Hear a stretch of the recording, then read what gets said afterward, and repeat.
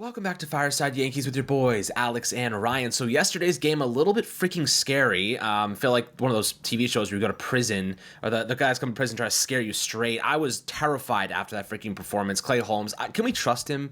Can we trust him during a postseason appearance? The volatility, the lack of accuracy, threw 45 pitches, gave up an earned run. Mark Leiter obviously was also very bad yesterday. But listen, you go into the eighth inning with an 8-3 lead, you kind of need to win that game easily. You can't burn two of your most important bullpen arms trying to escape an 8-3 lead. It's like, this Yankees team, you go into a playoff situation, you're facing off against the Astros, you're facing off against a quality team, even like Baltimore, and you do what you did against the Rangers, and you're going to lose those games, not just win them by one run, you're going to lose those freaking games. So you have to be a lot more efficient. Look, Clay Holmes, 45 pitches, one earned run. He scared the absolute hell out of me. I know he probably put you on your edge of your seat as well. Everybody after the game was like, cardiac Clay, it's either good or it's bad. And right now he leads the MLB with 9 blown saves. It was almost 10. What do you do? What do you do about him? Because I don't know if I trust him in high leverage situations. I don't know if I trust him in a postseason situation where, it's the bottom of the ninth, we're up by 1 run, it's a 2-1 ball game. Or it's a 10th inning situation. You have a guy on second base. Do you trust him to get those outs? Do you trust him to step up and make an impact moment happen? Or is there someone else on this team that would be a better option long term? It's definitely something to consider. I want to talk about where things are going wrong for Clay Holmes. But Ryan, before we dive into it, how you do today, my friend? Yeah, I'm doing pretty well. I fully agree in the sense of, yesterday's game, look, we won. I'm not going to be the type of guy to sit here and say, like, they won, but it was ugly, so, like, is it really a win? Like, of course it's a win. Like, you win, the Orioles lose, you go back to a tie for first place. That's a huge win, right? And the positives there are that the offense created a massive room for error for this pitching staff. The problem was the pitching staff needed all 8 of those runs to win that game. And as you mentioned, in my opinion, yesterday's game got close because Leiter blew it. Like, Leiter was really bad in a situation he should have, been fine in. The first home run, look, happens, right? The second one, you walk Leody Taveras, who had like an 80 WRC plus going into that game. Go after him, man. Like, that's unacceptable shit right there, right? So, like, that can't happen. But granted, Leiter's been really good for the Yankees prior to that. I'm not really, like, gonna, throw a hissy fit over it. He didn't blow the game. Technically, the Yankees went on to win the game. If you're gonna have your stinkers when you're up 5 and you're gonna have your nails down performances when it's extra innings and it's a tied game, I'll take it. As for Clay Holmes, was he tired at the end? Was he just fatigued? Is that what kind of caused him to slow down? After, really, he quickly gets the third out of that inning. Then he very quickly gets the next 2 outs to start the ninth inning. Did he run out of gas? What happened there? I don't really know if I agree with Aaron Boone having him up there for 45 pitches. I felt like that was really pushing his luck. I understand the bullpen. They're gassed. They don't really have options going into the next day. But you really are risking injury with Holmes in that situation. I don't particularly agree with it. And with Holmes right now, he's making an adjustment where he's trying to throw more sliders, and I think it's fine. I think it's the right decision. Like, I think you and I have talked about that sinker and it not really working for him, and he's missed more bats and all that stuff, and that's great. But, command is still a concern. He's still missing his spots. He'll still hang a sweeper. Even in that game he closed out against Philly where he didn't allow an earned run, I believe he faced the minimum because he got a double play. He throws a hanging slider to Austin Hayes, and Hayes almost, wins the game for Philly. Look, I'm not sitting here and saying that Clay Holmes can't figure it out because, for the majority of his Yankee tenure, he's been a great reliever. He's just really hit a funk over the last 3 months. He's just really not been the guy that we've, been accustomed to seeing. Even when he struggled in 22, he found it in the postseason. He didn't allow an earned run. Even in 23 when he scuffled a little bit, that team really wasn't good. There wasn't a moment for him to redeem himself in the postseason, but the overall numbers in the season were pretty strong. Right now, Alex, he's making it more difficult for himself, right? He's missing in zone. He's missing out of zone. I don't know if it's a mechanical thing.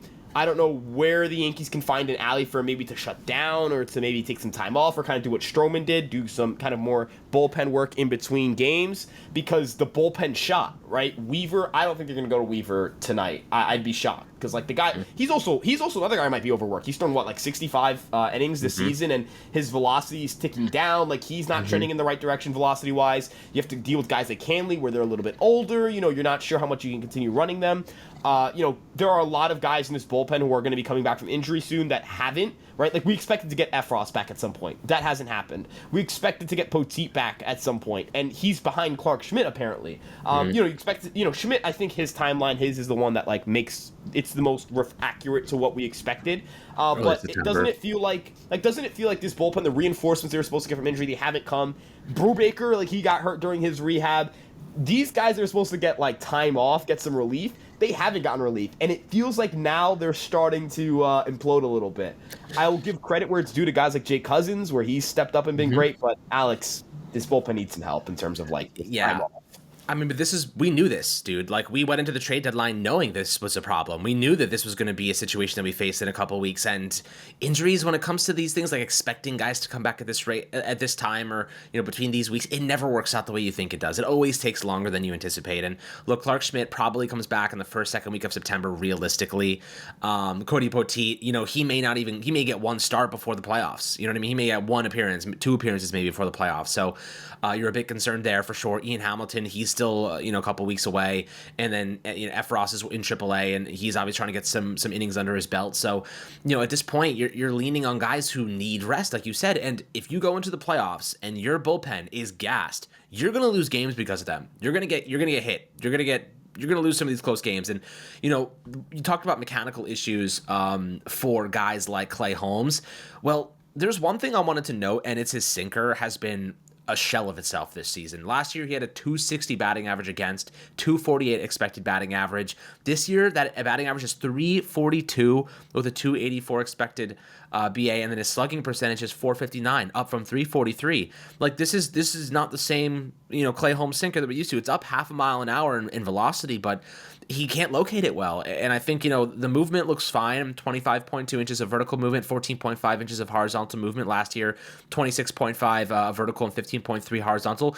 Interesting, though, Ryan, how the velocity is up, but the movement is down about an inch, vertical and horizontal. Do you think that maybe that is something to do with it? Like, why is the movement down but the velocity up? That does sound like a mechanical change, if you ask me. Like, you don't increase velocity, lose movement without some sort of mechanical shift. So maybe is there something that you think that they could tweak, maybe to change that pitch up slightly, get more movement on it, locate it better? Maybe he's just trying to throw it too hard. I don't know. What do you think about that sinker? Because right now it's his worst pitch, and it's a problematic one at that. Yeah, I'm gonna give you a look right now at, like, the release heights compared to 23 and 22 compared to 24, of course. And you're right, there is a little less run. It's a little more stark when you compare it to 22, where he was getting, I think, 16 inches of run compared to roughly 14 this year.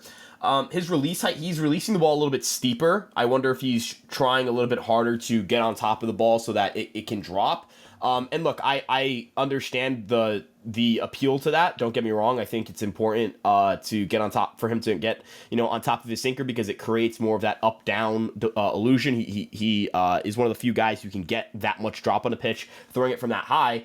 And look, 22, it was a weird year because he got off to such a great start, and then it tailed towards the end, and obviously he had to make adjustments.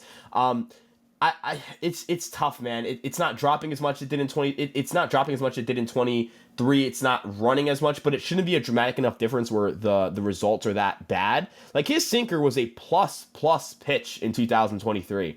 I don't know why the results are the way they are in terms of, like, just raw results.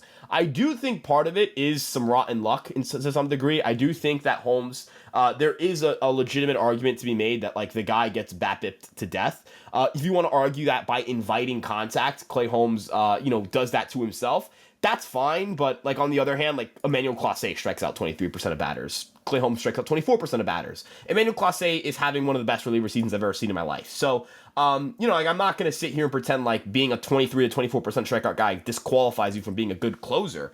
Even a guy like Tanner Scott, he strikes out a bunch of guys. Don't get me wrong, that guy's a strikeout machine. But his strikeout rate this season is 28.6%. That's 4% better than Clay Holmes. Is it a dramatic enough difference where, like, it makes him a qualified closer and it makes Clay Holmes not a qualified closer? That's where I think it gets a little muddy. So I don't know what the fix would be for Clay Holmes. Like, it's because like it's a bit of a cop out to say hope that his ground balls are hit right at guys and not 45 miles per hour off the bat and chopping towards the third base line. Because apparently, like those are plays where like you can't make those plays. Those are, you know, it's dead. It's dead man territory. It's a weird situation there. I think part of it is luck. I think part of it's command.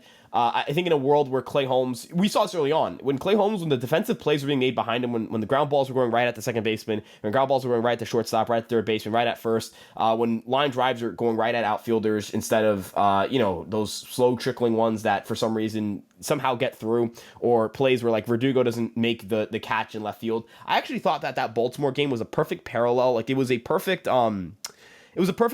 replication of that game that we had in Houston where Holmes, it's a nail biter, he closes it out, the Yankees sweep.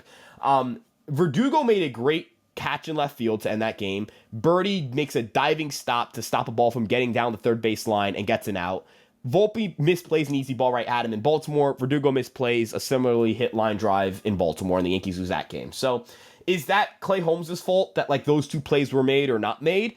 No, right? Like, you know, is it something that like I will get on Clay Holmes for? No, but what I will get on Clay Holmes for is the unnecessary walks. Like there's no reason to walk White Langford there. You have a 2-run lead, it's 2 outs, he hits a home run, you're still up 1, right? Like just get the ball back and go after the next guy. You invite chaos when you put guys on without any need. I do believe that walking some guys because you don't want to give in and throw a pitch that gets damage contact, that's fine with me. But that's not a situation to do that.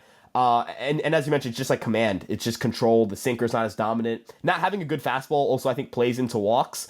We see this with Stroman. If you don't have a fastball you can go after guys with, like a slider in zone is not a great pitch all the time. If you hang a sweeper, that pitch is getting hammered. When you throw a fastball in zone, you have a larger margin for error. Like Garrett Cole can throw a middle-high fastball and get a swing and miss. You can't throw a middle-high sweeper and expect to get a swing and a miss. That ball should be like 10 rows deep into left field. So Holmes has to find the sinker. He has to. I think throwing the slider more is the fine solution for now, but he's got to find the sinker at some point, because if he can't, Alex, this is going to keep happening. Yeah, there's no deviation once you only start to rely on one pitch, and like you said, that fastball, he doesn't have it, and the sinker is bad right now. So I'll ask you this: like, give me one answer, just one word, yes or no. Do you feel confident with Clay Holmes in a postseason situation? It's 2-1, series is on the line, it's 3-3. Are you feeling confident with Clay Holmes on the mound? Yes or no? I'd have to say no. Right. Okay, so if the answer is no, who is the guy you'd rather have in there? That's the thing. I don't really know who that guy is, right? Like I know, is it like Clark Schmidt? Would you rather have a Clark Schmidt in there?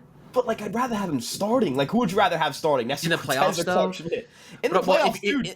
In the playoffs, like you're probably looking at Garrett Cole. You're probably looking at a 3-man rotation of Garrett Cole, Rodon, and Luis Gil, most likely. Fair. Unless you want Luis Gil in the closer role, which would be sick. 22, like the thing is that like 22 they had Jameson Towns start game 1 of the ALCS. Like the way that the scheduling works will determine how many starters the Yankees have to use. Right. Also, who do you feel more confident in, Schmidt or Rodon? I like Rodon. Looks good. Rodon's trending, he's trending in the right direction. If he goes in this direction, I'm cool with him. I'm fine. We paid him to be the pitcher that we've seen the last 5-6 starts. But I also think like Schmidt was the better pitcher, but it has pitched better. But it's also been 3 months. Right, of course. So, like, I guess my point more so is if Schmidt looks the way he did before the injury and Rodon is trending in the right direction, I think I still go Rodon. I still go Rodon because the sample's larger. Because the sample's larger. Well, again, you have to. If it's a 3-starter situation, you see, it's also like Schmidt as a closer, like, how used to these pressure situations is he? Like that kind of thing. I think I would trust him in a bullpen role, but I also want that multi-inning versatility. I don't know who I trust. You could have him pitch 8-9. You could have him pitch because look, you can't use Clay Holmes every day, right? You can't use him every day. Yeah. Even if he's going right. Even if he's going right, you can't use him every day. So like, if you have a guy like Clark Schmidt that can give you an 8-9 inning, 2-inning kind of spell, think about what that does for your bullpen. You know what I mean? Think about how much rest that gives them. That could be a solution there. You know what's really missed right now? Or who's really missed? Loizaga. That's the injury that stings. He is my closer. He's my closer if he's healthy and pitching well. I know that he's like, as you mentioned, injuries. Not saying that the injuries aren't a concern, but like the guy when he was right, like when he's healthy, monster. like one of the best bullpen owners in baseball. I mean, you can't hit. Yeah, the thing is the sinker. You can't hit the sinker out, and he pounded the strike zone. Like those are the two things where it's like. And I It think, hurts. and I think I don't really know what his I can tell you right now, like what his. He's not coming back this year. No Is he a shot. free agent? He's a free agent, Yeah, right? he's a free agent, and I I mean, wouldn't be listen. fine. I wouldn't be mad throwing in like 1 No, year, no, two no. point That's five what I'm mil. saying though. He got 1 year, 2.5 mil. It's a drop in the bucket, realistically. Like, and he's injured the whole year. He's gonna make nothing. Like, bring him back on a $1.5 million deal. Worst case scenario, he gets hurt again. You don't even like the 1.5 mil is whatever. Like, you can forget about that. You know what I mean? On the best case scenario, he stays healthy and he's a monster. You know what I mean? Like, You want to why hear this not? crazy Why not? stat? They did it with Severino. The Mets just did it with Severino. And he's been great for them. The Yankees have a 4.84 ERA in the 7th inning. Like That's once we horrid. get That's that's horrid. dude, that's the inflection point for this team right now. Like I'm not saying that to excuse Holmes, but I'm also saying like the options behind him. It's not like I'm like close with that guy, close with this guy, and it's weird because it feels like they have the talent, right? Like you see some of the pitches these guys throw, and you're like, these guys are nasty, and They're they're nice. all Yeah, gestures, they're good. like these guys are gross. You know what I mean? But then you have games like that Texas game where Weaver gets 5 bombed and Tonkin's getting smoked, and you're like, what the hell's going on? I will say this too. Hamilton, when he comes back, maybe he can bid for that job. I know Trevino's starting a rehab assignment this week. Not just the catcher. He started his Sunday. Reliever Lou Trevino, and he rocked in 22. I wonder if he can help us in some regard. I'm not banking on Efros at this point. I'm not saying that he can't come back, but he's been in AAA for a month. They haven't called him up. Clearly, they don't feel like he's responding well in some regard. This bullpen, it's talented. The roles. I don't know what the roles are. I don't. They have arms, they have guys, but like, who is my 9th inning guy? Who is my most trusted guy? Because the answer to that kind of, I don't know. I don't know who my most trusted guy is right now. Yeah, I mean, look, the Yankees need multiple arms back from injury, whether it be Clark, Poteet, Ian Hamilton, Scott Efros.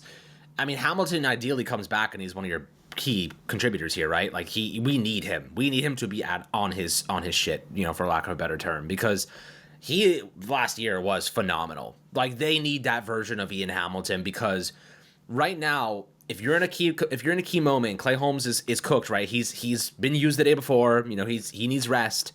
Who you turn into there? Like you have arms, yeah. You'll have Nestor Cortez, you'll have Stroman in the bullpen, but like Stroman's first inning this year is not good at all. Nestor Cortez, I do not trust him right now. You know what I mean? Like, I don't trust either of those two guys to come in and help in the bullpen, unless it's like a situation where we're winning by a lot. I mean, just eat innings. Sure, that's fine. But, the Yankees will use them liberally, I believe, and they have to because, those guys are starters. They can hang. They can offer you plenty of support. But, it'll be interesting. Clark Schmidt, maybe he'll be starting. I think Luis Hill has earned the right, personally. I think he's earned that right to be in there in a postseason game. But if they don't go with him, man, Hill for an inning in the 8th, I'd love to see it because that's a guy that, like you said, pepper the strike zone with fastballs, good things will happen. The deviation is so much there. So we'll see what happens, guys. Love to hear your thoughts below in the YouTube comment section about Clay Holmes. Do you trust him in a playoff situation? If you don't, who are you turning to? Because there's no more trade deadline. This is what we have. So who are you looking to? Is it Clark Schmidt? Is it somebody else? Is it Ian Hamilton when he comes back from injury? I'd love to hear your thoughts as always. Make sure to like and subscribe. And we'll catch you guys on the next Fireside Yankees episode.